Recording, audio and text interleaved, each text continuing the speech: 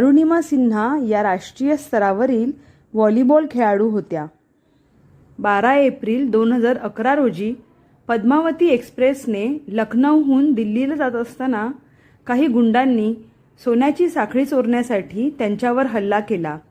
प्रतिकार केला असता त्या नराधमांनी त्यांना चालत्या ट्रेनमधूनच बाहेर फेकले.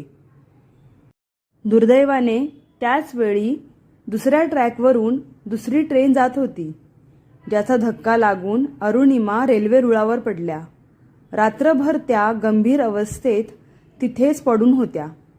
त्यांच्या पायावरून अनेक ट्रेन गेल्या, तरीही त्या जिवंत होत्या. सकाळी गावकऱ्यांनी त्यांना हॉस्पिटलमध्ये नेले. त्यानंतर त्यांच्यावर उपचार सुरू करण्यात आले आणि संसर्ग होऊ नये म्हणून डॉक्टरांना त्यांचा पाय गुडघ्यापासून कापावा लागला. पूर्ण व्हिडिओ बघण्यासाठी चॅनलला सबस्क्राईब करा.